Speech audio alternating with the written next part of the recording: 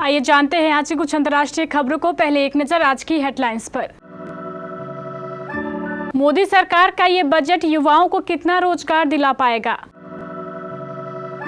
Delhi NCR में झमाझम बारिश, सड़कों पर भरा पानी, गाड़ियों की थमी रफ्तार। बजट के खिलाफ इंडिया ब्लॉक के सांसद आज करेंगे प्रदर्शन। कुपवाड़ा में भारतीय सेना ने फिर दिखाया शौर्य, आतंकी को कुछ इस तरह किया ढेर। प्रॉपर्टी बेचने पर अब लगेगा झटका। राष्ट्रपति जो बाइडेन व्हाइट हाउस लौटे, कोविड-19 रिपोर्ट आई नेगेटिव। नीति आयोग की बैठक का बहिष्कार करेंगे विपक्षी राज्यों के सीएम। शत्रुघ्न सिन्हा की लाडली सोनाक्षी ने हनीमून से शेयर की फोटोज। पुष्पा नहीं, कंगुआ है असली फायर। और सूर्य कुमार यादव के हाथों T20 की कप्तानी। लगातार तीसरी बार चुनाव जीतकर सत्ता में आई मोदी सरकार के बजट पर विश्लेषणों का दौर जारी है। बजट विशेषज्ञ, अर्थशास्त्री और आर्थिक मामलों के पत्रकार हर पहलू से बजट की बारीकियां समझ रहे हैं, लेकिन सबसे ज्यादा जोर बजट की 3 बड़ी घोषणाओं पर है। 2 बड़े ऐलान भारतीय अर्थव्यवस्था की 2 बड़ी समस्याओं को सुलझाने के लिए किए गए हैं। तीसरा ऐलान सरकार की राजनीतिक मजबूती की ओर इशारा कर रहा है। शायद इसी मजबूती की वजह से बजट में बिहार और आंध्र प्रदेश को विशेष वित्तीय मदद दी गई है। मोदी सरकार की स्थिरता के लिए बिहार के सीएम नीतीश कुमार और आंध्र प्रदेश के सीएम चंद्रबाबू नायडू का समर्थन कितना जरूरी है, इसे आप समझ सकते हैं। दिल्ली एनसीआर में आज सुबह से ही जबरदस्त बारिश हो रही है। भारी बारिश की वजह से दिल्ली, नोएडा के कुछ इलाकों में जल जमाव हो गया है। एक तरफ जहां बारिश ने उमस भरी गर्मी से राहत दी है, तो वहीं दूसरी ओर सड़कों पर पानी भरने से लोगों की परेशानी भी बढ़ गई है। दरअसल जलभराव के बीच गाड़ियों की रफ्तार थमने से सुबह के वक्त दफ्तर जाने वालों को ट्रैफिक जाम से जूझना पड़ रहा है। मौसम विभाग की माने तो दिल्ली, नोएडा, गाजियाबाद, फरीदाबाद और आसपास के इलाकों में अगले कुछ घंटों में हल्की से मध्यम बारिश और बूंदाबांदी का दौर जारी रहेगा।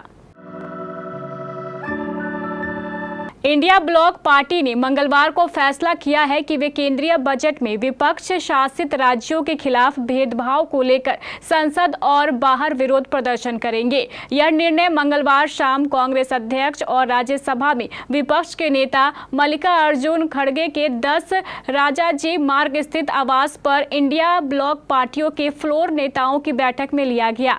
बैठक में कांग्रेस अध्यक्ष मल्लिकार्जुन खड़गे, लोकसभा में विपक्ष के नेता राहुल गांधी, राज्यसभा में कांग्रेस के उपनेता प्रमोद तिवारी, लोकसभा में कांग्रेस के उपनेता गौरव गोगोई, एनसीपी प्रमुख शरद पवार, शिवसेना नेता संजय राउत, टीएमसी बैठक में नेता डेरेक ओ ब्रायन और कल्याण बनर्जी, डीएमके के टीआर बालू, जेएमएम महुआ माझी, आप के राघव चड्ढा और संजय सिंह सहित कई नेता शामिल हुए। जम्मू कश्मीर में बीते कुछ समय से सेना और आतंकियों के बीच लगातार रुक रुक कर मुठभेड़ हो रही है।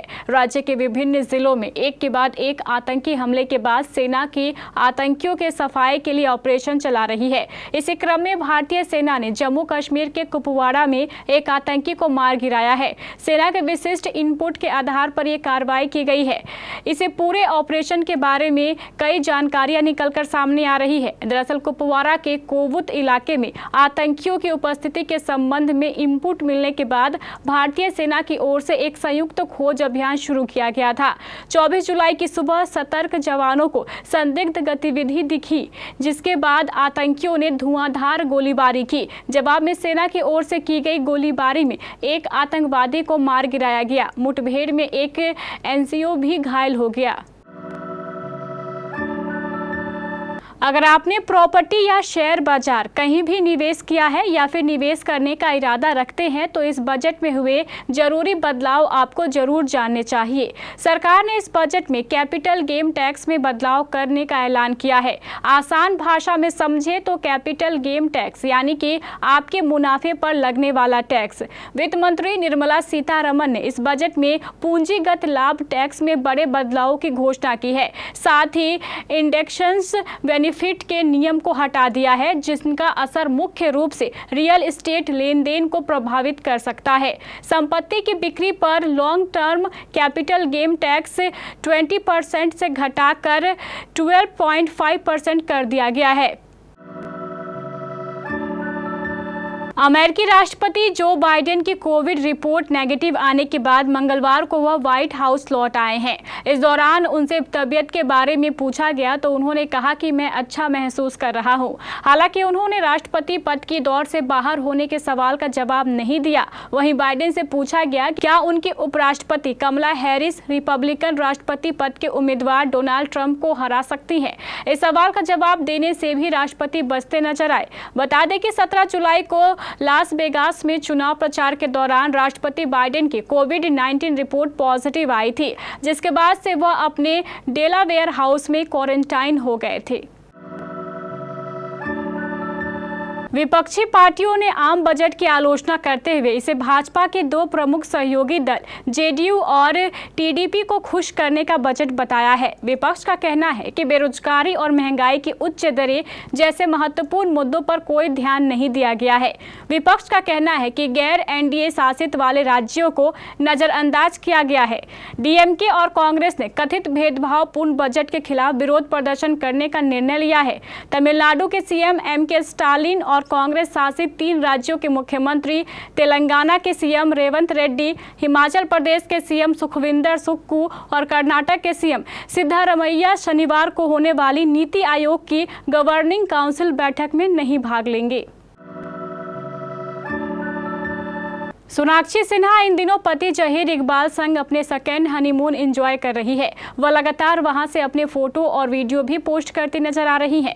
सोशल मीडिया पर एक्ट्रेस के फोटो और वीडियो छाए हुए हैं। अब एक्ट्रेस ने ब्राउन कलर की ड्रेस में अपने कुछ फोटो शेयर कर दी है। सोनाक्षी और जहीर इकबाल पिछले 7 साल से एक दूसरे को डेट कर रहे थे, लेकिन दोनों ने ही किसी को कानो कान खबर तक नहीं होने दी। अब 23 जून को सोनाक्षी सिन्हा और जहीर ने अपने प्यार को शादी का नाम दिया और दोनों शादी के बंधन में बंध गए। बेहद सादगी से एक्ट्रेस ने शादी रचाई और अपने सेकेंड हनीमून को एंजॉय कर रही हैं। सूर्या के जन्मदिन पर ग्रीन स्टूडियो ने फैंस को स्पेशल सरप्राइज देते हुए उनकी मच अवेटेड फिल्म कंगुआ के फर्स्ट सॉन्ग फायर को रिलीज कर दिया है। सॉन्ग के रिलीज होने से इस बड़े प्रोजेक्ट के लिए एक्साइटमेंट और भी बढ़ गई है। साथ ही यह कहना होगा कि फिल्म एक यादगार सिनेमैटिक एक्सपीरियंस देने का वादा करती नजर आ रही है। फायर सॉन्ग कंगुआ में सूर्या के किरदार को परफेक्ट तरीके से कैद कर रहा है, जो कि बोल्ड और साहसी। मेकर्स इसे शेर की दहाड़ और आग के तूफान का मिश्रण बता रहे हैं, जो फिल्म में सूर्या के इंटरेस्ट रोल के लिए एक बेहतरीन ट्रिब्यूट है। इस सॉन्ग के पावरफुल बीट्स और इंप्रेस करने वाले विजुअल किरदार के वाइल्ड और आजाद स्वभाव को पेश करते हुए कंगुआ की महाकाव्य यात्रा के लिए सही मूड सेट कर रहे हैं। स्टूडियो ग्रीन द्वारा प्रोड्यूस कंगुआ इस साल के सबसे बड़े प्रोडक्शन में से एक 350 करोड़ से ज्यादा के बजट के साथ यह पुष्पा और सिंघम जैसी कई हाई प्रोफाइल फिल्मों से आगे निकल गई है। भारतीय टीम इस समय श्रीलंका दौरे पर है। दोनों टीमों के बीच 3 T20 मैच और फिर 3 ही वनडे मैचों की सीरीज खेलनी है। भारतीय टीम इस दौरे का आगाज 27 जुलाई को करेगी। भारत और श्रीलंका के बीच सबसे पहले 3 मैचों की T20 सीरीज खेली जाएगी। यह सभी मुकाबले फ्लेकेल में भारतीय समयानुसार शाम 7 बजे से खेले जाएंगे। भारतीय क्रिकेट कंट्रोल बोर्ड BCCI ने T20 टीम की कप्तानी अस्थायी तौर पर सूर्य कुमार यादव को सौंप दी है, जबकि इससे पहले मैच के साथ ही गौतम गंभीर भी अपनी कोचिंग का आगाज करेंगे। बतौर हेड कोच गंभीर का यह पहला दौरा और पहली सीरीज है।